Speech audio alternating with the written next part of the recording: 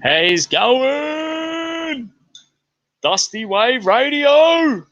Here we are. Having a fucking cold beer. I need to chuck me bloody ears in. The dad said as soon as I went live, the fucking neighbour turned his mower on. What's the chances of that? I spent my whole day out there mowing the lawn, bloody up on the roof. Because we hadn't had rain for like dead set 6 months. Jeez, I could have organised that a bit better, couldn't I? Yeah, dead set. We didn't have rain for 6 months in Queensland. It's just been hot, dry, and I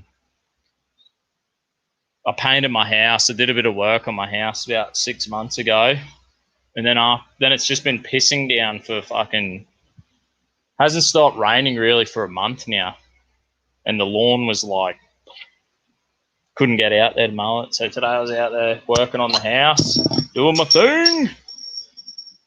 Dusty Wave Radio, thanks for tuning in. Straight into it, Donald Trump. Let's have a look. He's secured more funding for the wall. What a bloody legend. I love his moves, eh? Slowly but surely. And the thing is, he's going to get 4 more years and then he's going to get more wall built.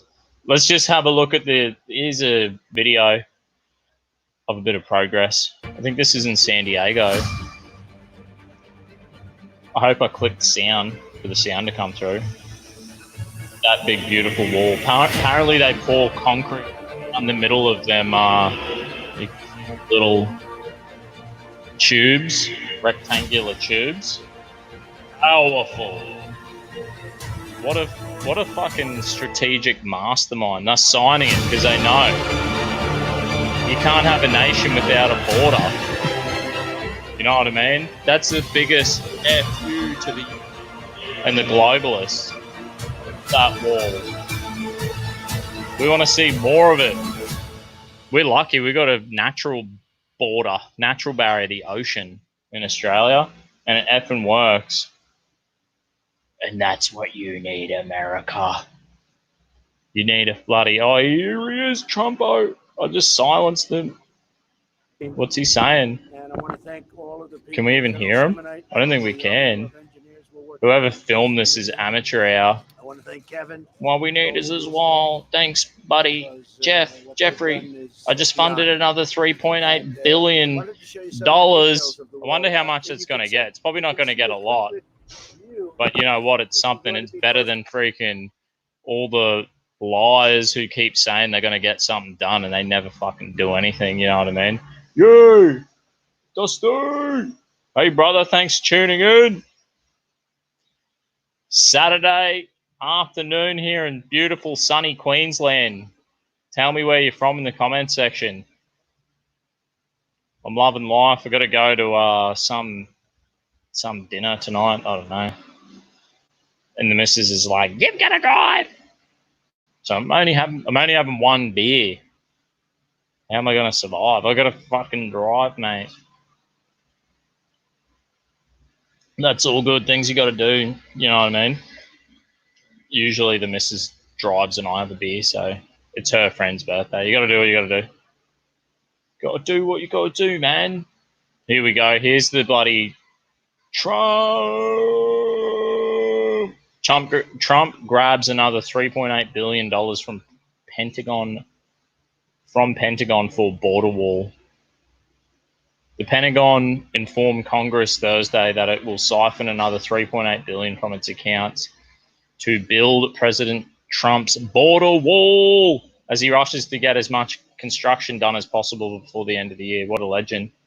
And so he bloody should. Mr. Trump has now funneled nearly $10 billion from Defense Department accounts towards his wall over the last 2 years, sparking bipartisan condemnation from a Congress that says he's stealing their power of the purse and shortchanging the troops, as if, I bet you the troops love it. I guarantee it, the troops are just like, thank goodness. Like, what's the point in having, yo, shalom, Dusty, thanks for tuning in. Neil, brother, thanks for tuning in, bro. Hope you're all having Viking one. Yo, brother from tuning in from Sydney. Legends. Got a good bunch.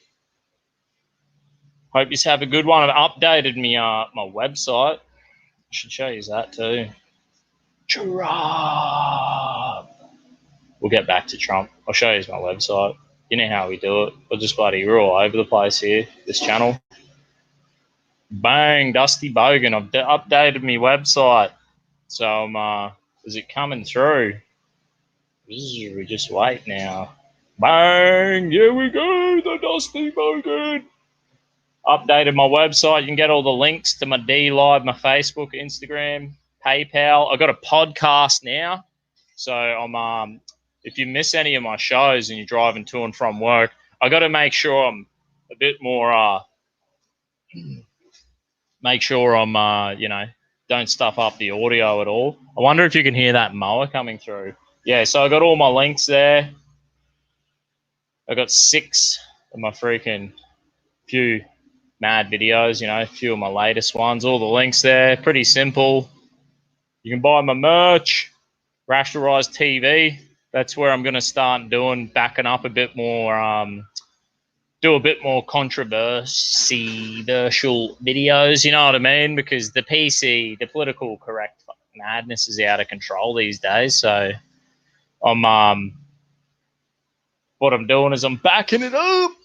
Get my website sorted, getting my D Live sorted, getting my podcast sorted, because the censorship madness is out of control. And I'm teeing it up. I'm already teeing it up. I'm going to be doing, Neil, brother, we need to do an interview for Rational Rise TV, and then we'll stick it on there. There's so many people I'd love to chat with, and, you just can't even talk. You can't even talk about certain topics on YouTube, Instagram, Facebook, none of it. But we will now, because we're going to use Rational Rise TV. That's where I'm going to stick all my Rational Rise TV. Where is it? Bang, that's where I'm going to start. We're going to start chucking videos on there. And it's an Australian owned and operated freedom of speech platform. I was talking to a dude today on all your Aussie YouTubers are on there already, ready to rock and roll, ready to take a stand against political correctness and all the bloody madness. You know what I mean? I was talking to a dude today, right? Dead set on Instagram. I was following it's like Australian shooters or something. I don't know. I could look it up. He some dude who has like a YouTube channel. I think it's just Australian shooting shit up or something is the dude's YouTube channel. I seen he did an Instagram post and he's like, "Oh, I just been deplatformed off YouTube." So I sent him a message and I go, "Hey brother, apply to have a channel on Rational Rise TV. Get all your videos backed up on there." And he's like, "Thanks heaps, man. I'll check it out." And then I was like, "Brother, come on my show." He's going to come on. So we're going to have a guy who's a mad gun enthusiast. Hopefully next week I can get a hold of him and bloody Brucey boy, you bloody legend. Oh, and poor Nick, old mate lost his YouTube. So this is the days we live in, people. We've got to be a step ahead. But sometimes like the pressure challenges us to grow and to adapt in life. You got to keep adapting. We can't complain and be whingers. You know what I mean? We've got to be like, right.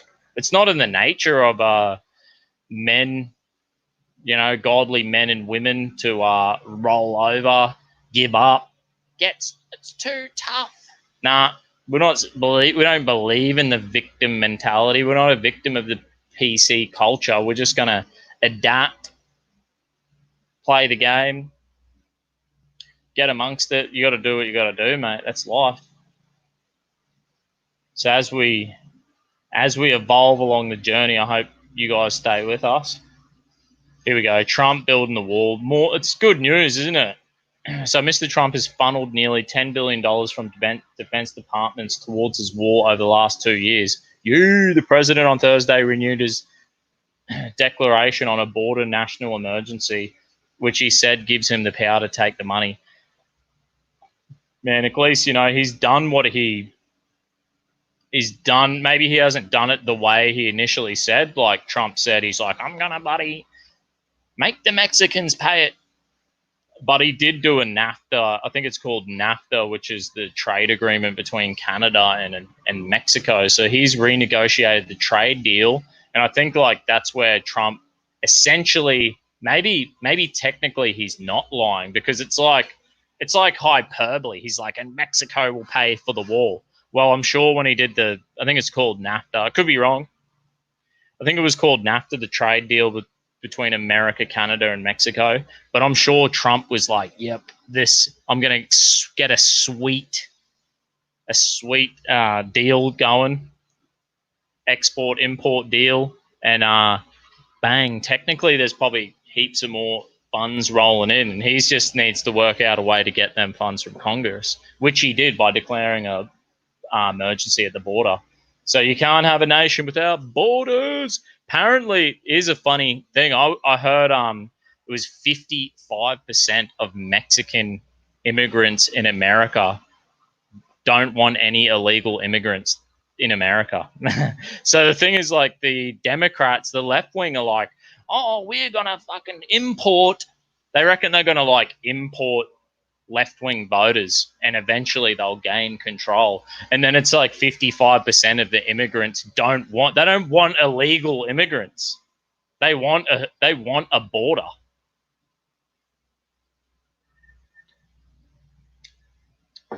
Here we go. Deb reckons it's called USMC now. Sweet. Thanks, Deb.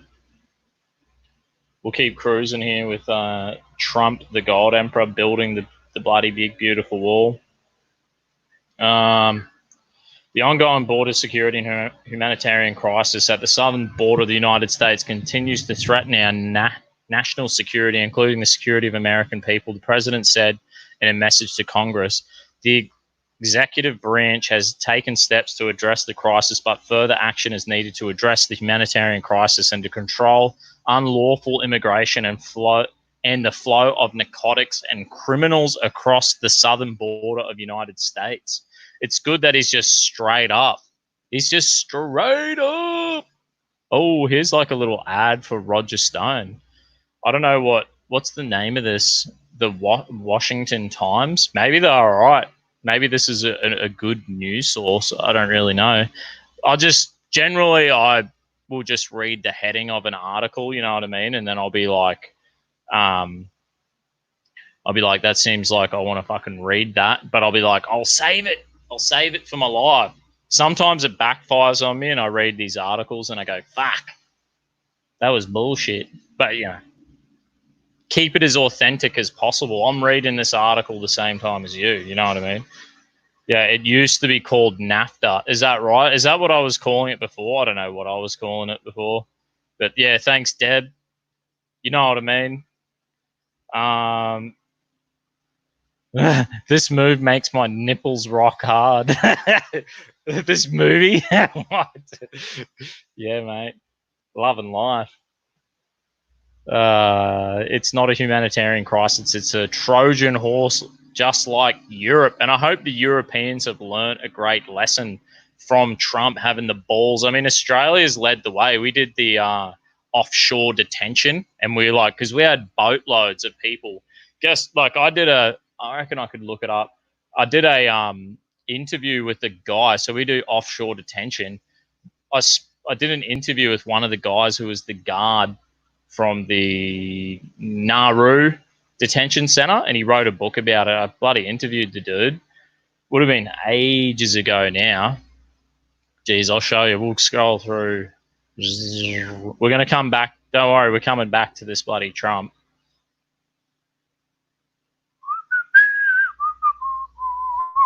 We're going to have a look. We're going to have a scroll through my own YouTube channel. You can see it's like quite crazy how my YouTube channel has progressed along the years. I used to do a bit more going to rallies and interviews and stuff, but it seems that the state government or federal government, they don't issue visas for people to come do speaking tours, so that sucks.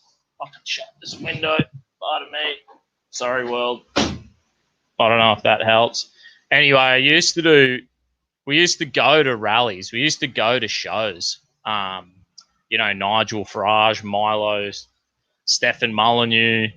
There was like a bit of good momentum in Australia with all these awesome speakers, and then the government stopped issuing visas. They're like, these people are dangerous. They wouldn't even let David Icke speak. They I think they were even whinging about the CPAC, which is, I don't know, some conservative annual event. They were whinging about it. But yeah, where's me fucking interview with old mate? It's quite a long time ago. Like I said, I started my channel more so doing interviews, going to rallies, going to events, interviewing people. And then it's evolved as the permits, as people couldn't get visas and people couldn't, they weren't issuing permits for people to protest, mainly conservatives. They're not letting conservatives or libertarians have rallies or protests, you know what I mean? It's real dog. You can see all this. This is just mainly, this is the thick end of my channel where it was interview. Here he goes, the untold story of Manus Island. And I have no idea what I'm doing. I'm telling you. The Dusty Bogan has no idea. I'm the Dusty Bogan. I don't have my hat on because we're in the country club and they won't let me wear my hat. That time. Wearing on the inside, so it's all good. Yeah. So we're like, I don't give a crap. You've done a drunk. I think I'm pretty sure I knocked back like fucking 8 beers. That's right. Yep. This one here. Yep. So get a copy. David Icke. Yeah. The please, Justin Bieber. Online or any bookshop, or where you can steal one. But the lizard people. Yeah, we love the lizard people. Mate, you did a real good chat. I like. Anyway, I'm fucking just the way you are. You like relaxed. We used to go to this and sincere. We used to go to this Ipswich community forum, this local community forum every Tuesday night. They still do it. That dude was doing a talk, and the maddest thing, we used to rock up all the rallies, all the events. And we'd just sit there, have beers, bang, bang, bang.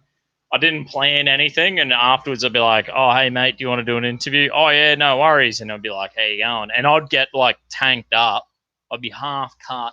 And I'd be like, because my theory was, there's no guarantee I'm going to get an interview, right?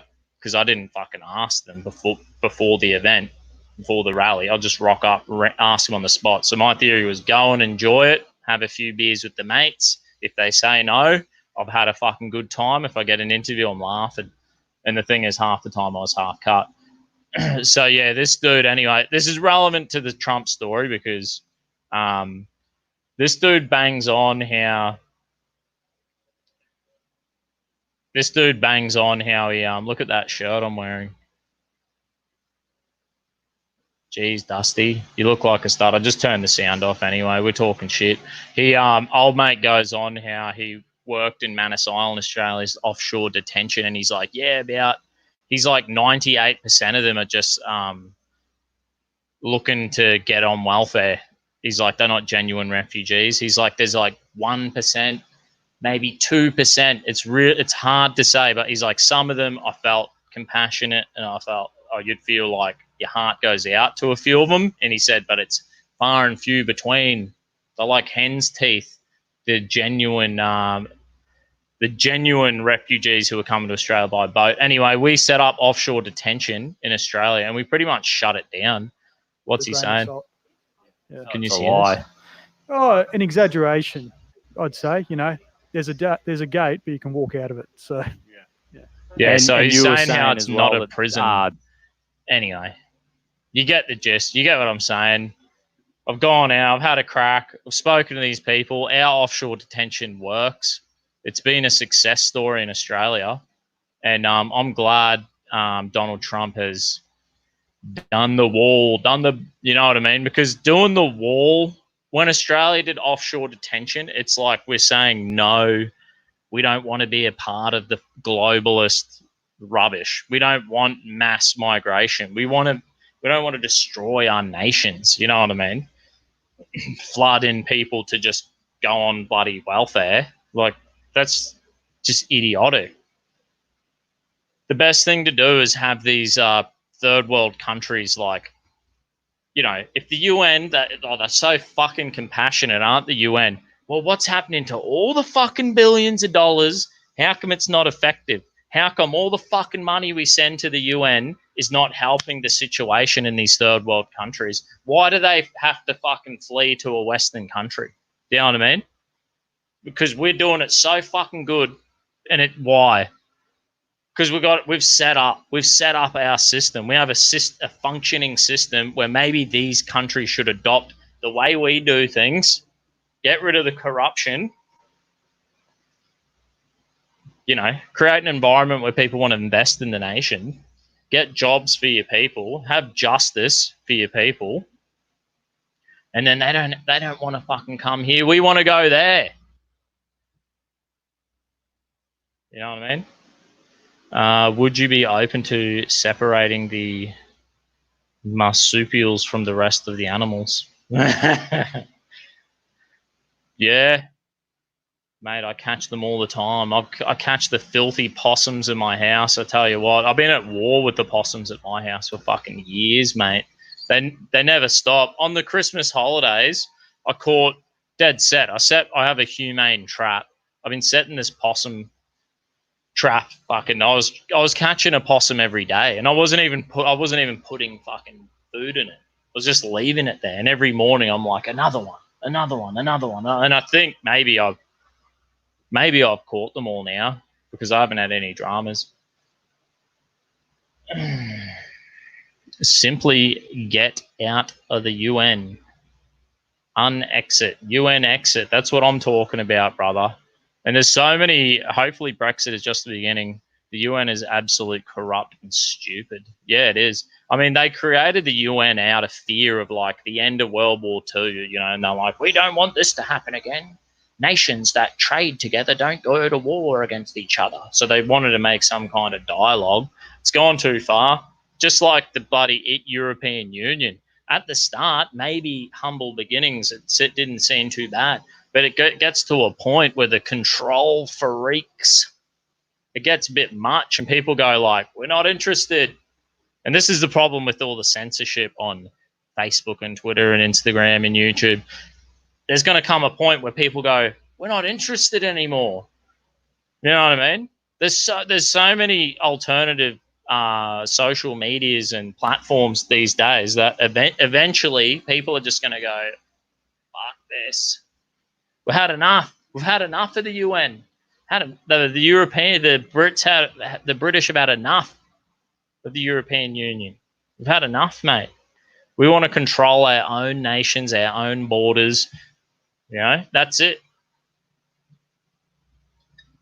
We want to be free people.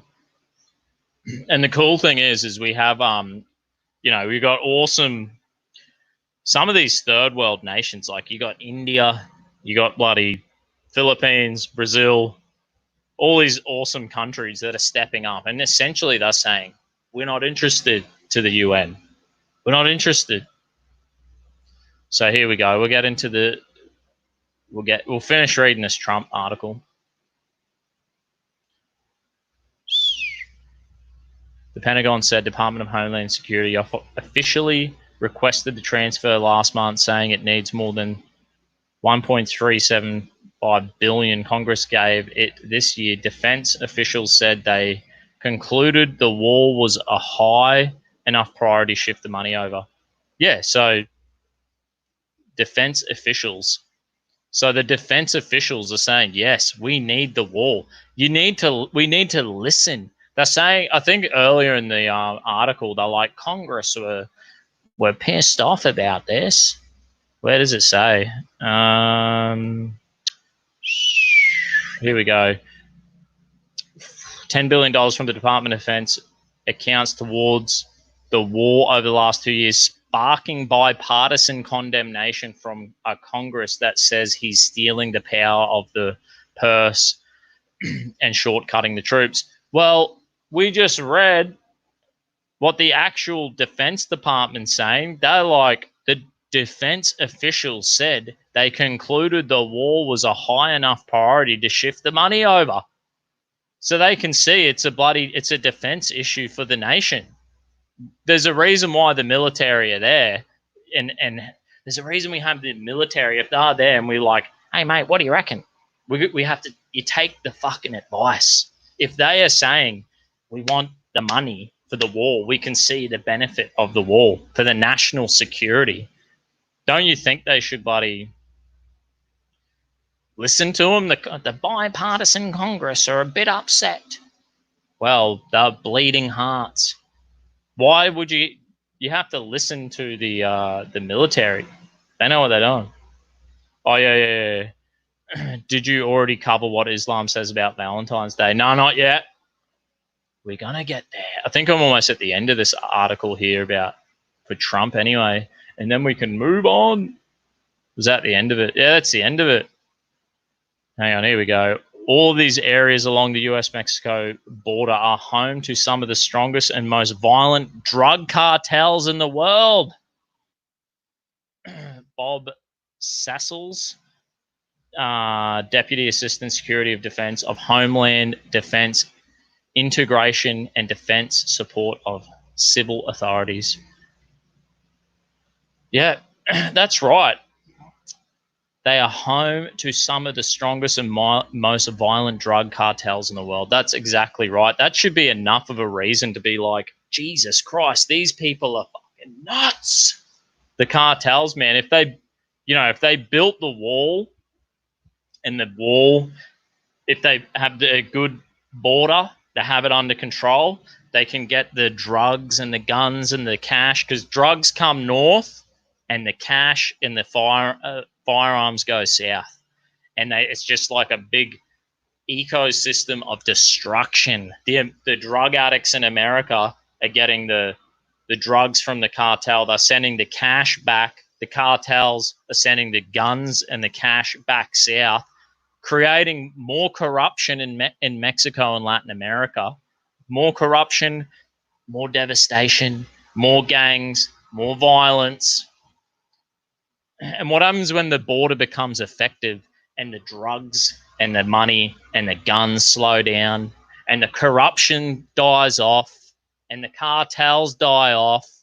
And guess what? There's going to hopefully would cause an economic boom in Latin America, and investors and companies and corporations and share markets and everything. Everyone goes, wow, now there's an amazing opportunity down in Latin America for business, making money. See these people lifted out of bloody poverty. Occupy my life, almost 2K subscribers. I know, I think I'm about 6 subs off. I don't know how. Make sure you send my link to my channel to a mate and just be like, yo, help my buddy Dusty get some more subs. You know what I mean? 12-pack, brother. You got to be careful what you're saying in my comment section, all right? I'm putting you in time out. I believe in free speech. YouTube doesn't. We can, you know what I'm saying? What is this? We're all human beings. All human beings are equal. No difference between Islam and others' theory about human rights. I think there is. I think some people are fucking wrong. My weed costs will skyrocket. Don't wish that voodoo on me. Yeah. I was speaking to Roots the other day. He lives in Chicago, and he was saying the same thing. He said once they legalized marijuana in his city, and all the weed dealers started, robbing people and to make, committing crime. It's like they went to violent crime to make a buck because they've been the marijuana business has gone south for them. Yeah, I guess sometimes it does create other problems, but you know what? Then it isn't. If weed's legalized and they maybe let you grow it at the same time, I think you should be able to, if weed becomes legal, you should be able to buy it at the shop, yes, but you should also be able to grow your own. You know what I mean? So that way, you know, it's like beer. In Australia, I can make my own beer. I can make my own moonshine. I can make my own spirits. So it's like, yes, I make my own beer. I make my own rum, my own gin. But sometimes I'm too fucking lazy and I go to the shop and just buy beer. You know what I mean? So maybe that's the thing with the weed. Like, you should be able to have the option to go to a shop and buy it. Yeah, you got to pay. There's tax on it. But then you should be able to have the option to grow it yourself, to cut your own costs. And there'll still be a huge market for people to who want to buy it legally, and because people are fucking lazy as shit. We've got another article to read. We're going to go on about Islam and their how they reckon. What does Islam say?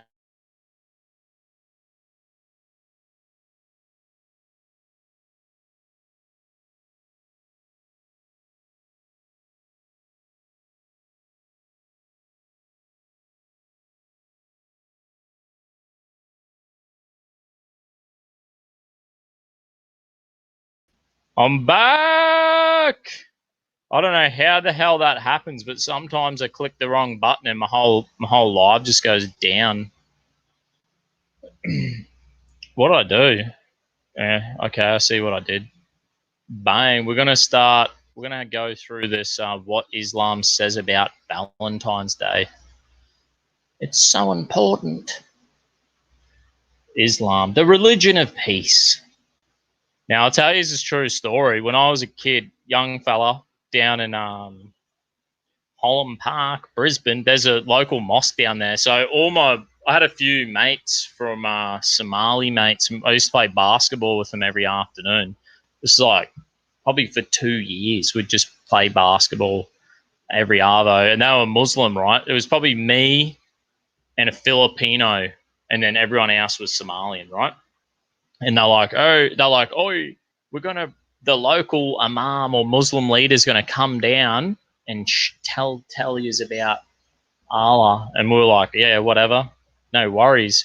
And he comes down, this dude comes down, I think he was like Pakistani or something, right? And dead set, man, it took him about 2 minutes, and he was like, he's just like bloodshot eyes, like, he's like, Islam. He's like, there will be blood on the streets. And he was going ballistic, man. So he was supposed to be, we were 17 years old, and this Muslim bloke is supposed to be a leader in the mosque. Holland Park Mosque, Brisbane City. I've spoken to politicians, you know, when we're having chats or do interviews, and Malcolm Roberts from One Nation, in an interview I did with him, he's a legend. I was like, dude, that mosque up there, some radical nut came down the park and was preaching fucking war on the streets. He wasn't preaching the religion of peace. But, you know, like, look, my Somali mates, they were pretty decent. They were good enough. It was like they heard it 1,000 times, but they, you know what, they were actually all good. They weren't too bad. No, Dusty, every person that is public record as a drug user is red flagged and loses gun rights. It's a trap, dude. That's full on. So what? Even if they legalize marijuana, if they legalize it, they red flag you and say you can't have a gun. Like that doesn't. That's if it's legal, you should be able to have. You should be able to fucking, if weed's legal, alcohol's legal, then gambling's legal, whatever. Guns are legal. It's all legal. There should be a legal way to fucking do it. I'm not sure. But yeah, potentially, who knows? Sometimes they, you know, it's like they, yeah, well, you could imagine. The thing is, I don't know if that's the case, Kevin. I don't know if that's the case, but I know these days, you wouldn't be surprised, would you? Would not be a surprise. Yes, even legally, it's a trap. That sucks. Well, I don't smoke weed, so it wouldn't be a problem for me. I'd just be like, give me my gun. Where are we? We're going to read this. Islam. Valentine's Day and Islam. This is one of these, Islam's right about women things. Nah. What Islam says about Valentine's Day. Allah allowed us to marry 4 wives so that we keep in love with our women all the time. What the fuck? But how do the women believe that? Like, that to me is insulting. Yeah, the bloke sits there and says that, and he's like, Allah said I can have 4 of them. That's 3, Dusty. Yeah, 4 of them. 4 wives, the love never stops. The headache never stops. Nah, any joke. And the crazy thing is, like, what about the poor women? it's totally biased. If the women could marry, one woman could marry 4 blokes, but it's totally like a male, it's all for the man, isn't it? I don't want to even read that.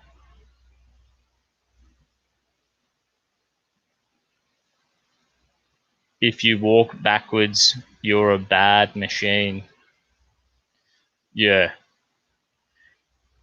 Here we go. We're hooking in. Prophet Muhammad said, believers should always love, and if they do so, they become the best in life. Sounds like a fucking pretty good. As Christians and followers of other faiths join the world to celebrate Valentine's Day on Friday next week, Muslims seem to have a common position about it. Valentine's Day, also known as St. Valentine's Day, celebrated every February 14 every year, is recognized as a cultural, commercial, and somewhat religious celebration of romantic love. Muslim clerics are at variance with some saying that there is no problem with Muslims celebrating it, while others refer to it as forbidden, haram. Oh, you are not allowed to celebrate, my friend. What? Just clicked on the wrong thing. Haram, mate. Grow a big beard. You just need to learn a few of these phrases like haram and halal and Allah Akbar. You fucking fit straight in, half of you bloody filthy rednecks out there. No.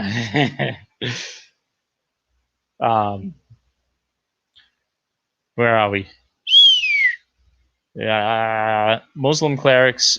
I can't pronounce this person. This imam says Islamic teachings are silent about Valentine's Day and neither criminalize nor condone it. Of course, the bloody Quran is Islamic teachings. Well, of course, the Quran is silent about it because the Quran was written like, I don't know, the year 750, maybe 400 years after the Bible was canonized.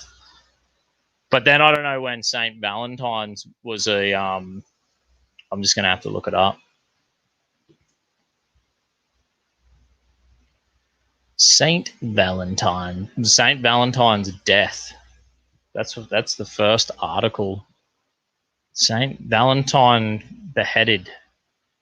So we're going on a bit of a tangent here, and we'll go back to the Islamic bloody article.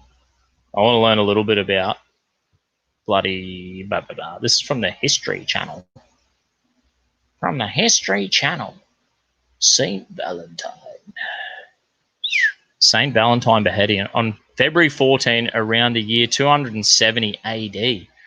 So there you go. St. Valentine. This is full early Christian. This is like this is early Christianity to the max. So there's no way. This happened before the Quran, like 500 years. This happened about 400 and something years before the Quran was even written. You know what I mean? On February 14, around the year 270 AD, Valentine, a holy priest in Rome in the days of Emperor Claudius II, was executed. Under the rule of Claudius the cruel. Rome was involved in many unpopular and bloody campaigns. The emperor had to maintain a strong army, but was having a difficult time getting soldiers to join his military league. Claudius believed that Roman men were unwilling to join the army because of their strong attachment to their wives and families. Yeah, they seem fairly normal. To get rid of the problem, Claudius banned all marriages. And encouragement in Rome and engagements in Rome. Valentine, realizing the injustice of the decree, defied Claudius and continued to perform marriages of young lovers in secret. What a fucking boss. When Valentine's actions were discovered, Claudius ordered that he be put to death. Valentine was arrested and dragged before the prefect of Rome, who condemned him to be beaten to death with clubs and to have his head cut off. The sentence was carried out on February 14th, on or about the year 270. Fucking oath, mate.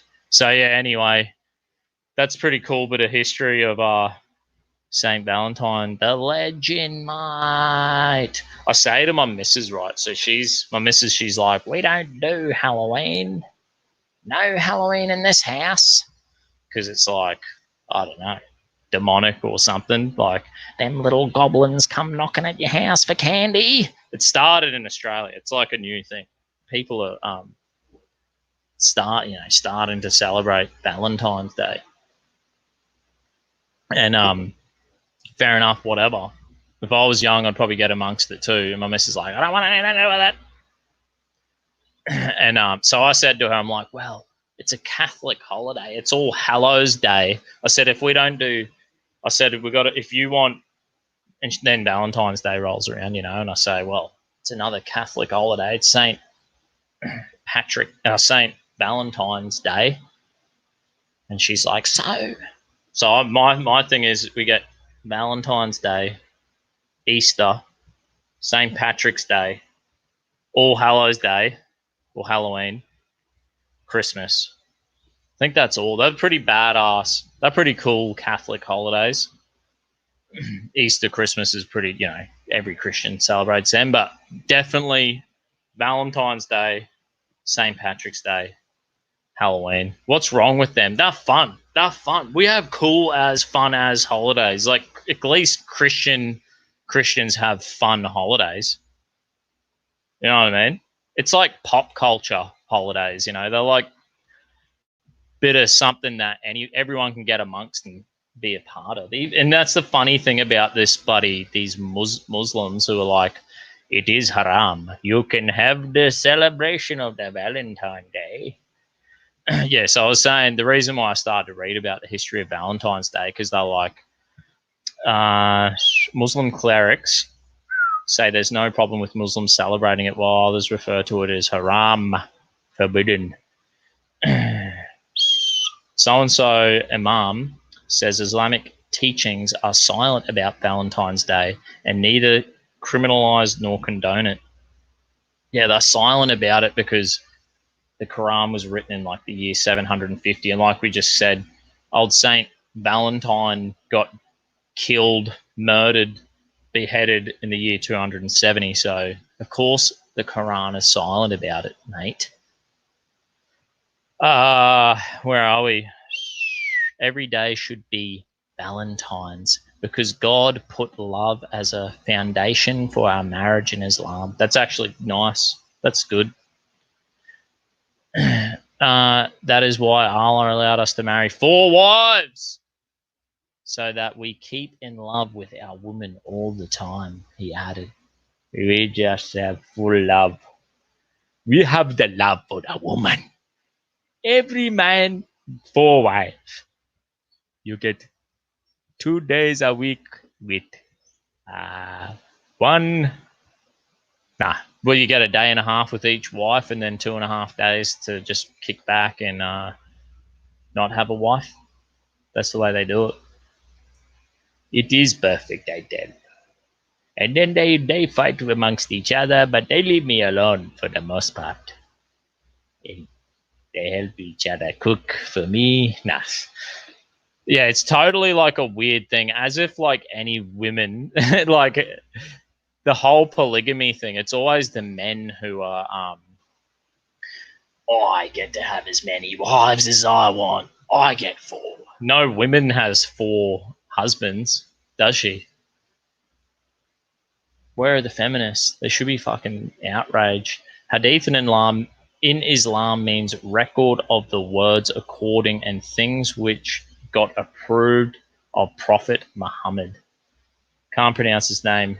Seems to have the same view on the matter as Zimbabwean Mufti blah blah blah blah blah, commonly known as Mufti Menk. Menk was recently reported to have advised Muslims to always love their wives as if every day was Valentine's Day. Some Muslims in Uganda widely understand Valentine's Day as limited to men celebrating romantic love with women, while others think it is intimacy with another person other than their official partner. What the fuck did they come up with this shit, eh?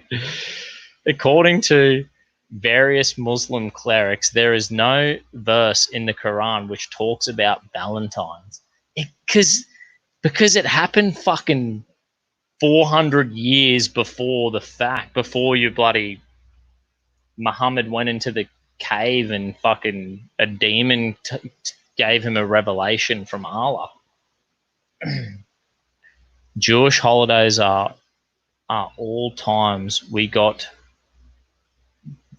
BTFO and times we BTFO other people. What does BTFO mean? By the, I don't know.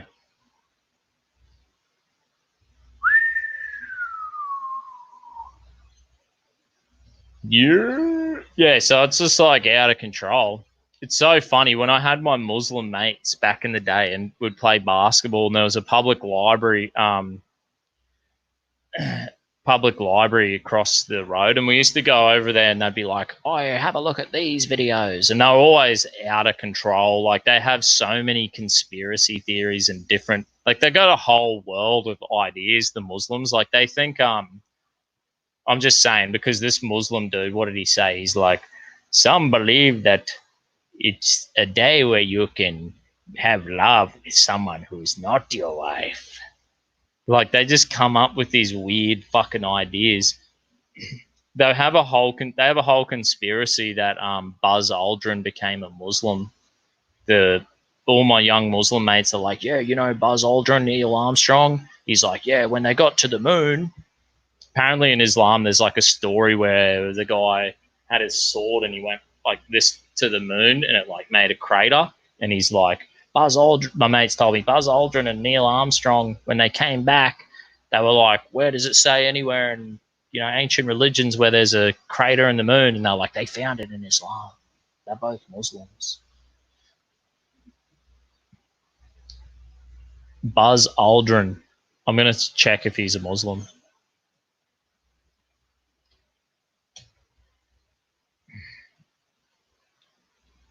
Here we go. False but persistent rumor that Neil Armstrong converted to Islam. I'm fucking telling yous, mate. I don't make this shit up. The fucking young people, they told me this shit years ago. We're chasing this one down the rabbit hole too. Why not? Things you learn on this channel, mate. Yeah, false but persistent rumors that Neil Armstrong converted to Islam. The story told in First Man Neil Armstrong, familiar part of American history, a tale of the early Apollo program's obsessive drive to win the space race to get to the moon. I just want to get to the meat of the story, man. Don't stuff me around. I'll jump right down to, I'll just skip a whole paragraph. Space forever had long... I hadn't even heard Armstrong's name in years, and quite struck me as coming from a distant left field. My response is what? Fucking hell, who wrote this? The Washington Post. In response, he told me, matter of fact, that when Neil Armstrong was visiting the Middle East several years ago, after his Apollo flight, he heard the call of the muezzin, don't know what that is, and I think it's like that, call to prayer, and asked what it was. Upon being informed of the sound source, the story went, Armstrong said he had heard the very same sound on the moon. In the legend, he converted to Islam on the spot. Powerful. That was my first exposure to the urban legend that held sway in part of the world for decades. Apparently, there's like all them mad, I forget what they call them. Them like rogue Arabs who just live in the desert, and they're not bad. Look, I don't really think Muslims are all that bad. I think when I first read the Quran, I think I've studied through the Quran like 3 times. I got Tommy Robinson's Quran and stuff. And, at the start, I was like, these Muslims, they are fucked. But honestly, there's not many things they need to change to make us, for them to like fit in. Get rid of the burqa. You can keep your headscarf, not a drama. I don't mind the beards. I don't mind the families. Get rid of polygamy. Get rid of the burqa. You can't go around killing people and have a beard. That's it. 4 things. 4. And Islam's not too bad. Any opinion on the tradition of Sata? I don't know what that is. Still being practiced in India. Very empowering for women, in my opinion. I don't really know what that is, bro. I could Google it. What do you think about Muslim replacement immigration? Yeah, I don't think it's a good idea to immigrate. Europe are fools. Like, every country, at the end of the day, we should be having our own children. That's the biggest problem. I don't think, I think we're quite capitalistic and we're quite used to having a growing economy, endless growth, which I agree. I think it's a good thing. And the way to do that is to have a growing population. And people, because Westerners, or people who live in Western countries, capitalistic first world nations, real comfortable lifestyle. And then we want to give our kids a better life than we had. So people, are probably having like 1 or 2 kids or no kids. Lucky, rarely you see 3 kids, right? So we're like, every generation is losing, we're not even having enough kids to replace the previous generations. You know what I mean? So it's technical population decline because the birth rate's so low. And that could just be purely because we're in love with our lifestyle. You know what I mean? It doesn't have to be a great conspiracy. So the government's like, well, we want never-ending growth. We're going to import population growth and consumption because it's all about population growth and consumption. They're like, I think you need 4 taxpayers for every pensioner. So we're coming into a population bubble in North America, Europe, pretty much every Western country. It's happening in Singapore and South Korea and Japan and the developed parts of China. Everywhere where there's a developed economy, there's population bubbles where the aging population's moving into pension age and there's not enough workers because you need 4 workers to provide for every 1 pensioner.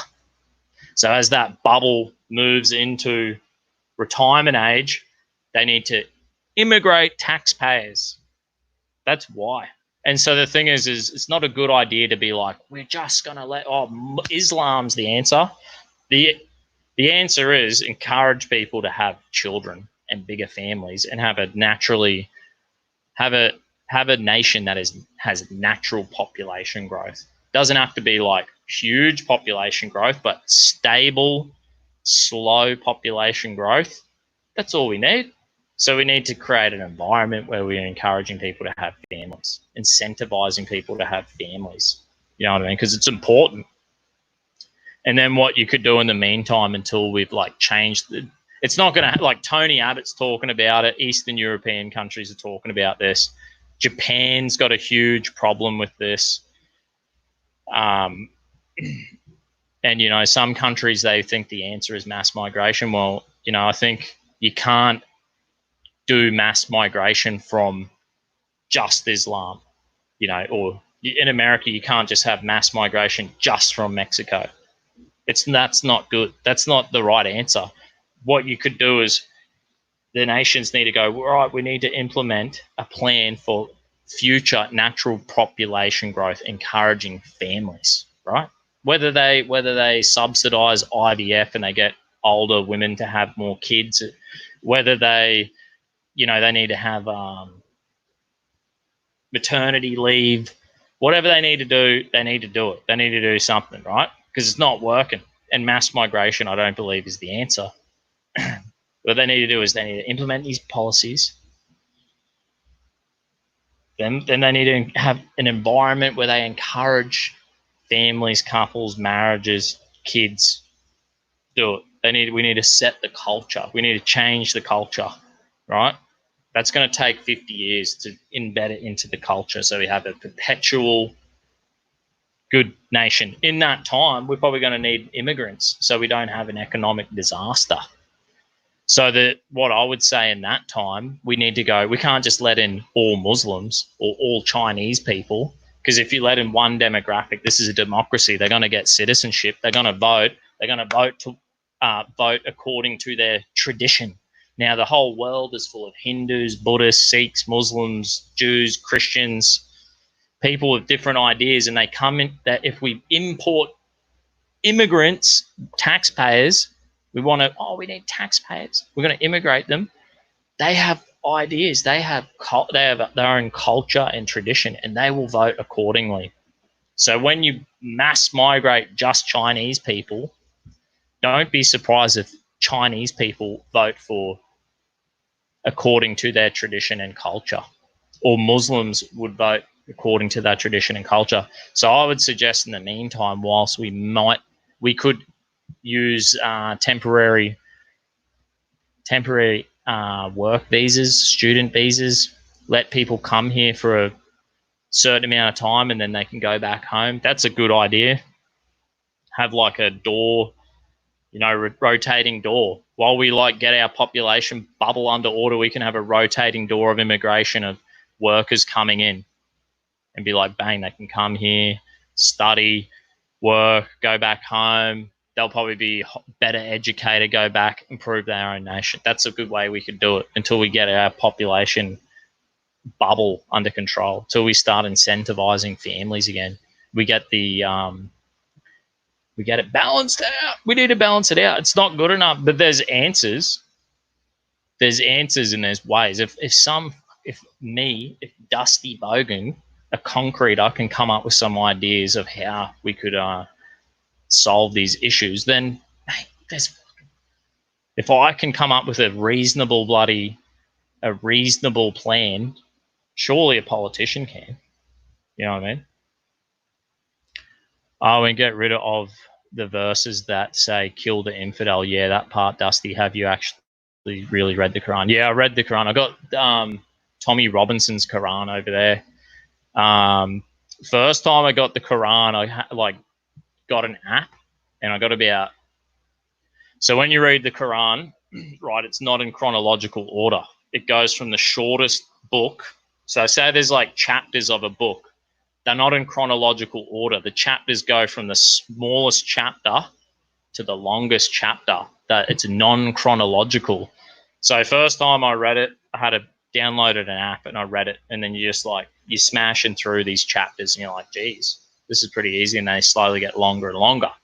I got a third of the way through it, and then the reading off a tablet pissed me off, and I was like, right, I need to get a hard copy.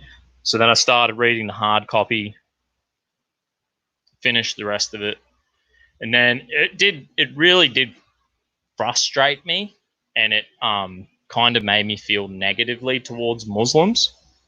And I was like, this is not good for me. I don't want to feel like this. Like, look, I've read the Book of Mormon. That didn't make me not like Mormons. that made me like Mormons. When I reading the Book of Mormon, I was like, this book is awesome. It's like reading Narnia or Lord of the Rings, the Book of Mormon. The Quran's a bit more like, it's like the never-ending, constant, repetitive rant. It's like, just like, blah, blah, blah, blah, blah. Allah is this, Allah is that.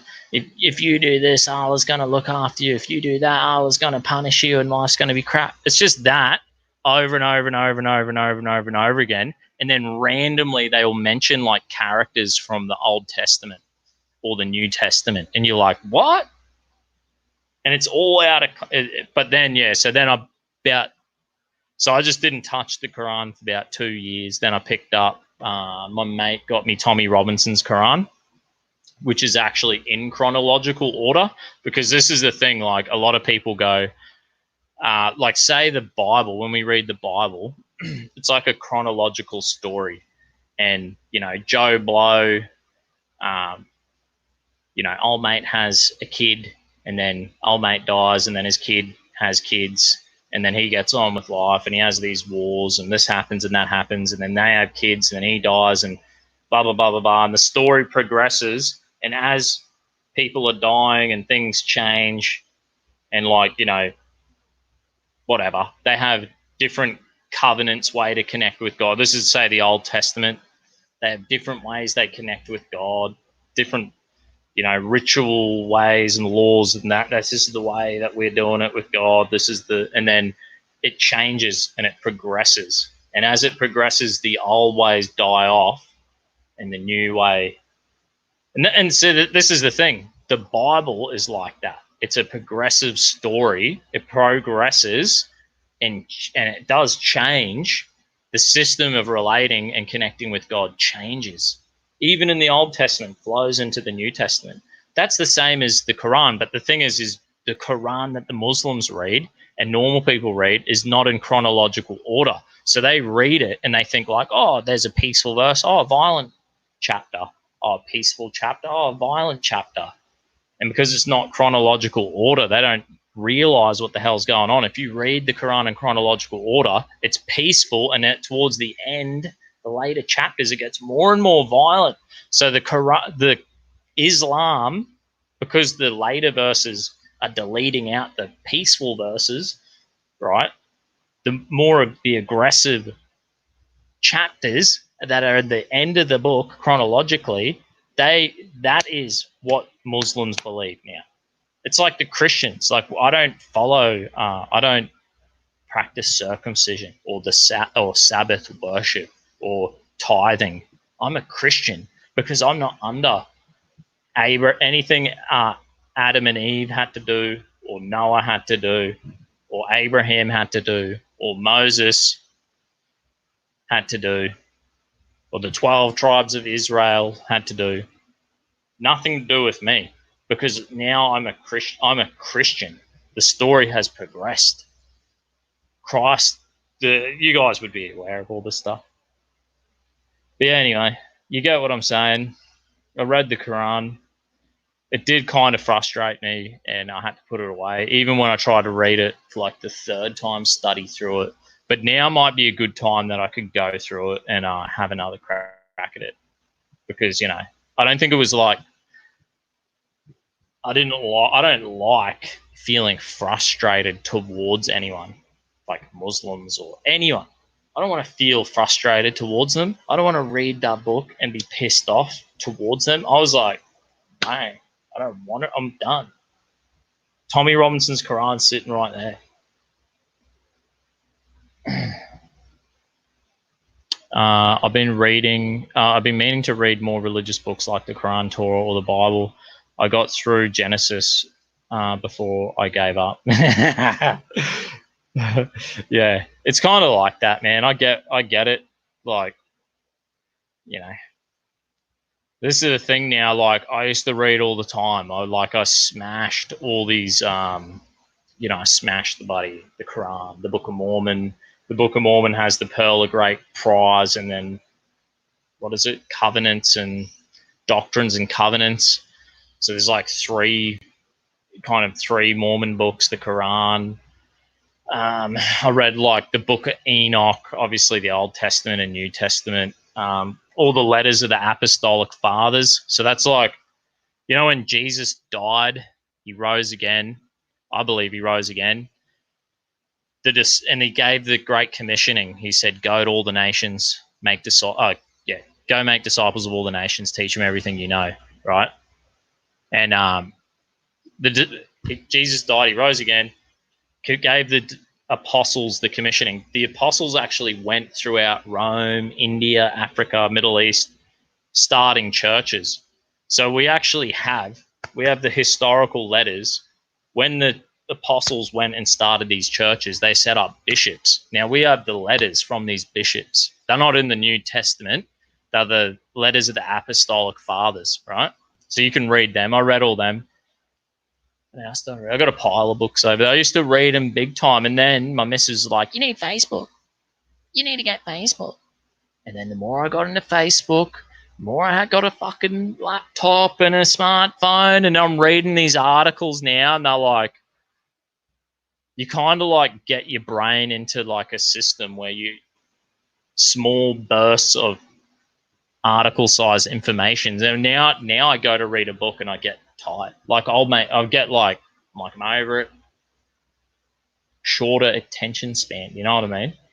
Just like old mate Anonymous said, he got through Genesis before he gave up, and that's kind of where I'm at now. I've actually gone. The last book I read and I only got halfway through it was Jordan Peterson's 12 Rules. So, brother, I'm a U.S. Army vet. I read the complete thing while fighting the ideology. There is chronological order to it, and Robinson is way off. It starts off with, "This is the greatest book ever written." Yeah, I understand. There is, but you get to, bro. You understand that the traditional normal Quran is ordered, each chapter order from the shortest chapter to the longest. It's not in chronological order. So Tommy Robinson, I'm not saying he's not way off. He has about 100 pages of like kind of his personal opinion on Islam. So it does set you up with like a preconceived idea of the Quran. I want to read the Quran again and give him the benefit of the doubt. You know what I mean? Because I'm interested. You know, there's like the story how Abraham had the promise to knock up his missus and like, "You'll be the father of many nations." And his missus Sarah let Abraham sleep with his the servant girl, and she got knocked up. And eventually Sarah got knocked up, and Abraham had 2 sons to 2 different women. So the story goes that Abraham's son to Sarah is the descendants of the Jews, and then Abraham's son to the servant girl is the descendant of the Arabs, right? So technically, biblically saying, God did make a promise to Abraham saying he'd be the father of many nations. And then there's certain like blessings that are there. But so it's like I said, I put down the Quran because it frustrated me. And I didn't want to, I actually don't want to, I want to give people the benefit of the doubt for the most part. Because, yeah, there's, you know what, there's fuckhead Christians out there. And, you know, when I was an atheist, there was fuckhead atheists out there. And I'm sure I've got Muslim mates, and they were all good. And just because that imam came down the local park when we were 17 and preached about Allah and told us that there was going to be blood on the streets back in 2005, he knew what he was on about, because obviously there's enough Muslims who believe that guy's version of the story, isn't there? Peter V, unfortunately, Islam is Islam, dude. However, Even though most Muslims are law-abiding, but studies have proven that a majority support fundamentals of Sharia law. Thereby, a Trump-style ban is needed. And I agree. If you believe in Sharia law and you believe that my missus is saying, we've got to fucking go. Anyway, guys, we've done an hour and 10 minutes. I've gone 10. I told the missus, I said, I'm only going for an hour. Anyway, at least we got to have a bit of a crack. We didn't read that full article about what Islam says about Valentine's Day, but I am the highway, bro. Hit me up on my Telegram, Dusty Bogan's mates. If you know like a fair bit about Islam and want to come on ever and talk about it, I'm like more than happy to have you come on, brother. And even if you don't want to have your face, you can just do audio. But I'm happy to learn more about any topic. Let's face it. I had my translator explain it to me while I fired rounds to keep us alive. Believe me, I had some frustrating thoughts on the matter.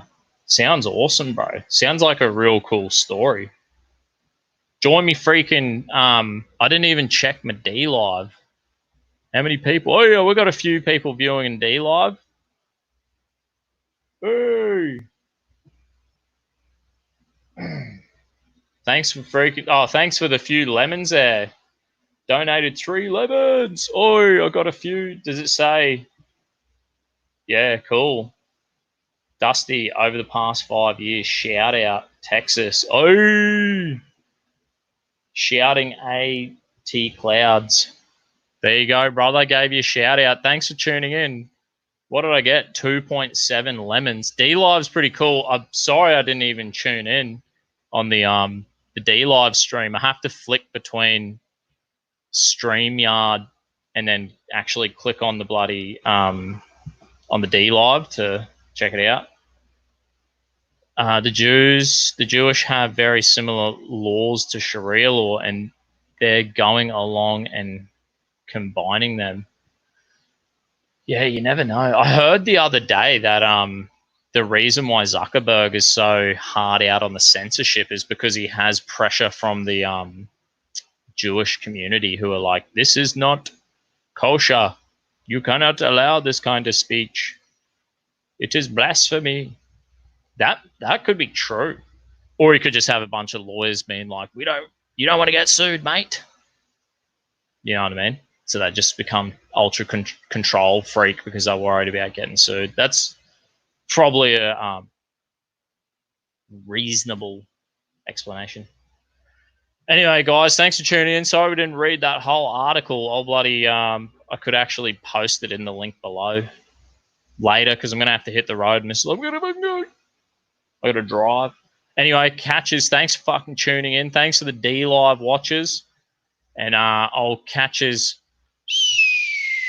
Who knows? Cheap Tuesday and Thirsty Thursday are definitely locked in for this week, and I might do even more lives than that because I'm enjoying it. Thanks heaps, everyone. Have a bloody good weekend. Yeah.